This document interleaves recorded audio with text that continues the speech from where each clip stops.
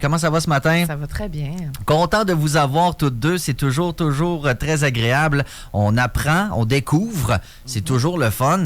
Est-ce que le printemps est une période effervescente pour vous ou est-ce que c'est plus tranquille? Vous êtes dans la production de ce qui a été canné. Tu sais, à quoi ça ressemble comme période de l'année? C'est la transition. La transition, oui. On a fait un gros rush. On a livré des belles choses. D'ailleurs, on va vous présenter une nouvelle série. Et puis là, on est comme en préparation de tout ce qui s'en vient. Fait que des beaux contenus aussi qu'on va produire tout au long de l'année. Mm-hmm. Mais là, oui, on a une belle série intrigante qui vient tout juste de sortir, Entre mythe et vérité. Entre mythe et vérité, c'est des histoires québécoises? Oui, ben là, on s'est attardé à des rumeurs, des légendes, des oui-dire, ce genre de choses-là. Et on est allé à travers le Québec, puis je vais vous faire un petit tour là, rapidement de tous les mystères qu'on est allé investiguer. Donc, il y a eu un naufrage en Gaspésie, le Colborne. Et là, il y a un trésor qui est perdu. On est parti à la recherche de ce trésor. Vous avez fait de la plongée? Non. Pas jusque-là dans la recherche. Non, malheureusement. Okay. Ensuite, il y aurait Al Capone qui aurait enlevé quelqu'un à l'île aux Allumettes en Outaouais. J'en dis pas plus. Ouais, Al Capone. Wow. Lui-même. Après ça, on est parti sur les traces d'Alexis le Trotteur, ce coureur classique. de bois classique en Abitibi. Il y a aussi, lui, je le connaissais pas. Pas dans Charlevoix, Alexis le Trotteur? C'est Charlevoix. Ah oui. À Clermont. Oui, effectivement. OK, c'est bon, il n'y a pas de problème. Il le connaissait, lui, oui, fait attention. T'as vu la paire de yeux qu'il m'a faite? Lui, je le connaissais pas, c'est le Wabalou. Ça, c'est un monstre qui serait sur la route 389 sur la Côte-Nord et qui s'attaquerait, entre autres, aux camionneurs. Donc, gare à vous. Peut-être. Il y a également la légende du cheval noir de Trois Pistoles. Mais nous, à Québec, on s'est attardé au tombeau de Champlain. Donc, l'introuvable. L'introuvable. Voilà. On ne sait pas, il est où, le tombeau de Champlain. On a donc demandé à un historien qui s'appelle Alexis Tremblay-Lamarche de nous faire un petit topo historique là-dessus. Puis, on est allé aussi rencontrer un archéologue qui est aussi un chercheur qui s'appelle Carl Lavoie. Et là, lui, il fait partie d'une rivalité entre plusieurs des archéologues parce que tout le monde a son opinion sur la question. Il y en a qui pensent que la sépulture elle a juste été détruite parce que ça fait 400 ans qu'elle était quelque part. Ouais. Puis elle a peut-être été détruite sans qu'on sache que c'était Champlain. Il y en a d'autres qui pensent qu'elle n'a pas encore été trouvée, ce qui est l'opinion de M. Lavoie. Et il existe encore plusieurs endroits dans la ville de Québec où est-ce que Champlain pourrait se retrouver, mais c'est toujours introuvable. D'ailleurs, on est allé aussi à la rencontre de deux restaurateurs, donc du restaurant Wong qui est sur la rue de Buade. Tellement sympathique. Vraiment sympathique parce qu'en 1988, René Lévesque, donc pas René Lévesque, pas lui, là, le René Lévesque de Spère, là. Okay. Donc un chercheur, lui, il s'est dit, je sais c'est où, c'est ici que se trouve la tombe de Champlain. Il a creusé et il est arrivé dans le frigidaire chez Wong, dans la rue de Buade. Oui, je le connais, M. Wong. Oui, c'est vraiment sympathique. Il est tellement fin. Tout à fait. Et là, il nous amène dans en arrière dans le restaurant pour nous montrer où est-ce que ça l'a creusé. Et on dit qu'ils ont même été jusqu'en Chine pour trouver le tombeau de Champlain. Donc, on va écouter un petit extrait de cette série. On ne connaît toujours pas le vrai visage de Samuel de Champlain. Toutes les représentations qu'on a de lui sont fausses. Mystère numéro 2, on ne connaît pas non plus le lieu de sa sépulture, là où se trouve sa dépouille, sa dernière demeure. Ce mystère persiste encore près de 400 ans après sa mort. C'est un des mystères qui fascine le plus depuis des décennies à Québec.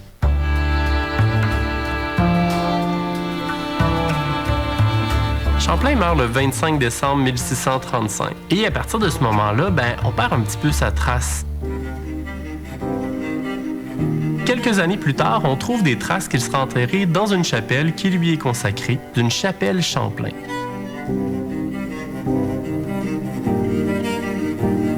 Cette chapelle-là, on en perd la trace par la suite parce que c'est ça. On en a perdu la trace. On a perdu tout. On a tout perdu. Est-ce que c'est le plus grand trolleur de l'histoire, tu sais? Est-ce qu'il s'est dit, gars, on le dira jamais? Mais je pense qu'une fois qu'il est mort, il n'y avait plus vraiment de droit de regard sur où c'est qu'ils l'ont mis, là, mais... C'est quand même assez fascinant parce que ça fait encore jaser. Il y a des gens que ça omnibule encore. Et il y a, ce que je comprends, c'est qu'il n'y a même pas unanimité sur les possibilités. Non, on est vraiment loin de la coupe aux lèvres. Puis là, à chaque fois qu'ils creusent à quelque part dans le Vieux-Québec, ça ressort. Là. Donc là, il y a eu des recherches à côté de la chapelle cathédrale Notre-Dame. Puis c'est encore en cours, en fait. Puis peut-être qu'au printemps, il y aura des nouvelles là, parce qu'ils ont découvert beaucoup de corps, puis c'est un cimetière. Et puis, ils sont allés un peu plus loin en disant « Oh, il y a peut-être quelque chose là d'intéressant. » Mais bon, bref, on ne saura pas. Sur la rue Buade, les recherches archéologiques là, sont présentement terminées. Là, c'est Hydro-Québec qui va creuser un trou parce que, c'est ça. Et là là. Ne fait pas qui veut des travaux là-dedans aussi facilement, c'est clair. Vraiment pas. Mais imagine, un matin, on se lève, puis hey, on l'a trouvé. Ça serait fou. Mais là, en même temps, je me demande comment ils vont faire pour l'identifier. Il n'y a pas d'ADN de Champlain. C'est ça, puis on n'a même pas sa face. C'est ça. Moi, je pensais que j'avais la barbe de Samuel de Champlain, mais peut-être même pas. Même pas. Tu sais, il y avait peut-être pas de barbe. C'est peut-être juste un dos de random qui ont pris sur le bord du chemin puis ils ont dit c'est toi Champlain, viens-t'en. Puis tu fais une belle peinture, toi. Fascinant. Donc, la nouvelle série Entre mythe et vérité où on parle de différentes histoires un peu obscures. J'adore ça. Samuel de Champlain continue donc de faire se questionner différents experts sur le sujet. Il y a également un peu de BD dans les vidéos que vous avez produites. Ben oui, c'est une super collaboration qu'on fait avec le Festival Québec BD qui a lieu justement en ce moment avec le Salon du Livre, bien entendu. Et donc, chaque année, il y a plein d'activités, il y a plein de BDistes qui viennent à Québec. C'est vraiment une super communauté. On est associé avec eux parce qu'ils remettent depuis, c'est bientôt 40 ans, en fait, les prix BDistes Cosa. Donc, c'est des prix qui sont remis aux BDistes avec, donc, dans diverses catégories. Et on s'est associé l'an passé à ce prix-là, qui est remis à une première BD. C'est le prix Réal Filion. Ça a été remis donc à Alexis Mandeville pour sa bande dessinée Vision. Vision, il faut en avoir une, et il y en a toute une, en fait, c'est Alexis, parce qu'il revisite l'âge d'or de la bande dessinée américaine. Donc, les comic books et tout ça. C'est vraiment une esthétique qu'on n'a pas du tout au Québec et qu'il n'y avait pas non plus dans le passé. Il n'y avait pas l'équivalent francophone au Québec. Lui, il a découvert les bandes dessinées américaines en faisant de la rénovation avec son frère dans une vieille maison, et c'était caché dans son lit. Les murs? Pour isoler, les murs. Là. On mettait des journaux, des revues, et là, il est tombé sur des bandes dessinées qu'il n'avait jamais vues, dont Flash Gordon, les Tarzan, les Rip Kirby. Et là, ça l'a complètement changé son imaginaire là, visuel, et il s'est mis donc à dessiner, à vouloir faire des dessins à la même sauce, finalement, que ces comic books-là. D'ailleurs, Vision a émergé quand il y avait à peu près 14-15 ans. Ça s'appelait pas comme ça à l'époque, mais déjà, le monde a été placé, puis a continué, en fait... Il est complètement habité par ce monde-là. Il a même créé pour... il y a un neveu et une nièce, et pour eux, il a créé un jeu vidéo à la sauce Vision pour pouvoir jouer avec eux. Il a fait des figurines. Donc, c'est vraiment un monde complet. Il y a d'ailleurs un deuxième tome qui s'en vient tout bientôt. Et dans ce monde-là, bien sûr, il y a des voitures, mais les voitures volantes. Il y a des dinosaures, des extraterrestres. OK, wow, c'est varié, là. Oui, c'est quand même varié. On ne s'attend pas nécessairement à ça. Et il y a surtout son personnage principal, le capitaine Walker, et sa femme. Et puis, on va l'écouter parler un peu de ces personnages. Peter Walker, c'est le capitaine des J-Men. C'est comme un mix entre le FBI et CIA. Fait que Peter Walker, lui, il fait sa job. Il est capitaine. Si vous aimez Robocop, le visage est basé sur le gars qui faisait Robocop. Il a sa petite maison, il a sa femme. Elle, c'est la grande sœur de toutes les femmes de Urbitopia. Toutes les femmes dans Urbitopia, ils participent à un projet secret. Je sais pas c'est quoi leur projet. En tant qu'auteur, je ne m'autorise pas à prendre la parole des femmes. Les femmes ont de tout temps été un mystère pour l'homme. Elles ont leurs enjeux, leurs luttes, leurs projets.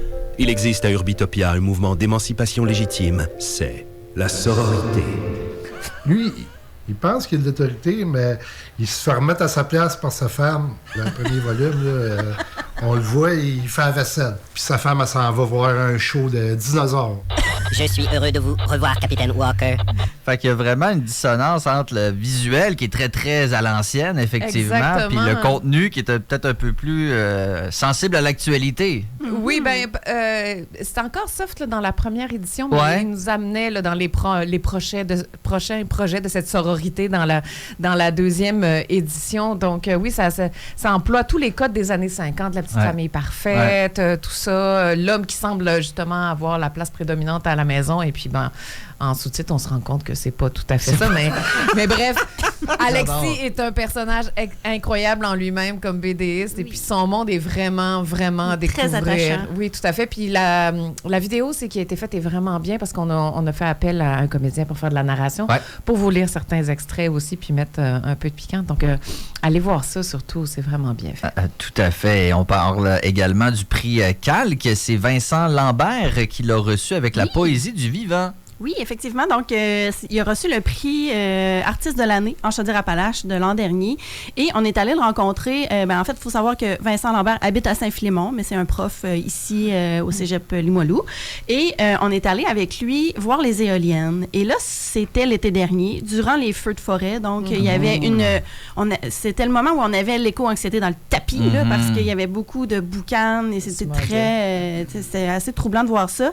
Là, maintenant, on a changé d'anxiété. C'est l'anxiété de guerre. C'est l'Iran, c'est ça. Ça change. Donc, c'est ça, c'est des cycles. Et il explique avoir eu beaucoup de difficultés quand il était petit à appréhender le monde. Là. Tout ça, c'était pour lui, il n'avait pas encore développé son regard, et on le sent que c'est un fin observateur, Vincent. Là, vraiment, là, il va vraiment regarder l'univers, le cosmos, et ramener ça à des petites choses de la vie. Il a présenté un extrait de son poème « La troisième à partir du soleil ». Donc, c'est nous autres, ça. Puis, c'est vraiment une poésie tournée vers le cosmos. Il a écrit ce vers-là qui dit « Les étoiles sont des notifications lointaines ». C'est beau. C'est sublime. Ça met en relation l'infiniment grand avec le très, très petit de ce qu'on vit au quotidien, les notifications. On va écouter un extrait de Vincent. Ce qui m'intéresse, au fond, nous passe au travers. La lumière devient ce que nous sommes. Elle donne vie sans faire exprès, comme on renverse un verre sur un plancher qui est le monde entre nous. Depuis toujours et bien au-delà de notre imagination, nous sommes perforés pour la boire. Je la sens bourdonner à l'instant même dans nos peaux. Un message codé venu des premiers trous de boîte de l'univers. Elle sille comme une source descendue des monts endormis. Elle n'a pas besoin de veines pour s'écouler dans nos corps, n'a pas besoin de cœur pour cogner, comme une défoncée nous réveille à n'importe quelle heure dans le grand pourquoi. Le bleu du ciel est mince et saturé. Le ministère du Trésor a redémarré ses grands fours.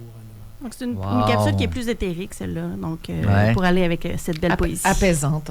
C'est tellement beau, effectivement. Ça donne envie de l'écouter au complet. Comme on fera avec la chanson pour terminer. Qu'est-ce qu'on écoute en terminant? C'est On l'aime, c'est pour ça. Oui, c'est ça, c'est un véritable coup de cœur. C'est vraiment bon en passant. À chaque Véro Lambert. Il est déjà venu d'ailleurs, là, parce que ce matin, je voulais en entendre un peu plus, puis je suis tombée sur une entrevue qu'il a faite avec Philippe à Québec Réveil. Ah oui? L'an passé, oui. Ah, ben, on le connaît. Oui, alors il était venu pousser la chansonnette ici. Donc, Aïchak, son père est Atikamekw, sa mère est Innu.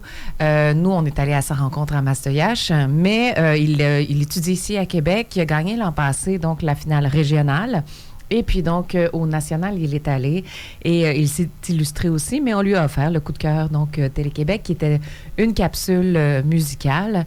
Et puis, fait saillant, c'est que c'est la première fois en finale qu'un artiste de Première Nation chantait en langue autochtone. Donc, ça, c'est quand même vraiment bien. Il y a un charisme extraordinaire, mais surtout un jeune homme d'une gentillesse incroyable. Ouais. Oui, vraiment. Je pense qu'ils ont tout dessus. Oui, il est vraiment, il est parfait. Et en plus, cette chanson-là qui est Mamou, qui nous présente, c'est une chanson qui est dédiée à ses frères, qui l'aiment énormément et qui sont tout aussi talentueux que lui. Vraiment. Donc, on vous offre ça ce matin. Merci beaucoup d'avoir été des nôtres. Merci. À la prochaine. Bonne journée. Ciao, ciao. Aujourd'hui, je vous amène au lac Saint-Jean, dans ma communauté à Mashchats, où je suis né. Et nous sommes également au bord du Pegogimi, qui veut dire le lac peu profond. Je vais vous interpréter une chanson, donc une chanson qui raconte la relation entre moi et mes frères. Et elle s'appelle Mamou, qui veut dire ensemble.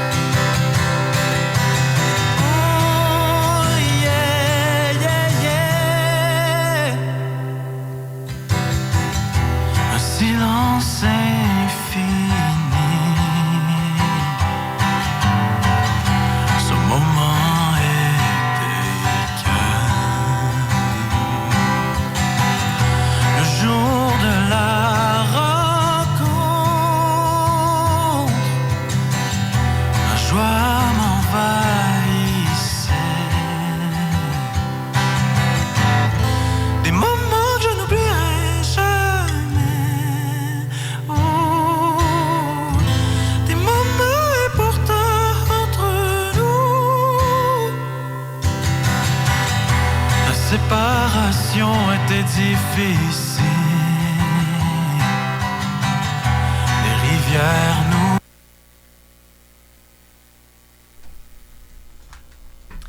8h49 sur les ondes de CKIA 88.3 la radio.